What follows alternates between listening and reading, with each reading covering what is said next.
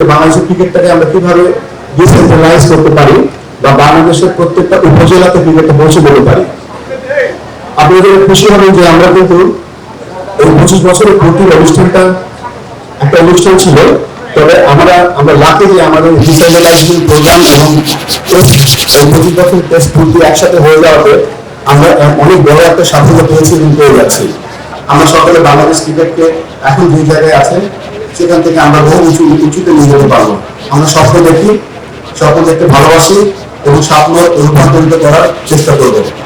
এবং আপনাদের every corner থেকে আমরা আশা করব আপনারা আমাদেরকে সাহায্য করবেন, আমাদেরকে দোয়া করবেন যেন আমরা বাংলাদেশের ক্রিকেট নিয়ে শুধু বাংলাদেশে না সারা বিশ্বে যেন গর্ব অনুভব করতে পারি এবং খুব তাড়াতাড়ি আমরা কোনো একটা আইসিসি ইভেন্ট আমরা জয়েন করতে পারি।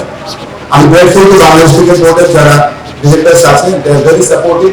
আমরা একসাথে কাজ করছি, আমাদের জন্য দোয়া করবেন। আমি যেন বাংলাদেশের ক্রিকেটকে যেন শুধুমাত্র ডিসেন্ট্রালাইজ করতে না করা না, শুধু আমরা বিষয়টা সুন্দরভাবে বাস্তবায়িত করতে চাই। আমার আজকে 26 দিন ধরে আমি এই দায়িত্বে এসেছি। এই 26 দিনের মধ্যে আমি চার পাঁচটা প্রজেক্ট নিয়ে গিয়েছি। আমি ন্যাশনাল স্পোর্টস কাউন্সিলে আমি বোর্ডের আমাদের মাননীয় আমাদের যুব উপদেষ্টা আমাদের এনএসসি ডিরেক্টর সাহেব যখনই আমরা গিয়েছি তখন না বলেনি we hope the relationship will go on. আর আমরা সকলে এক একটা স্টেক হোল্ডার এবং সমস্ত স্টেক হোল্ডারের মাধ্যমে আমরা ক্রিকেটকে সামনে এগিয়ে নিতে চাই।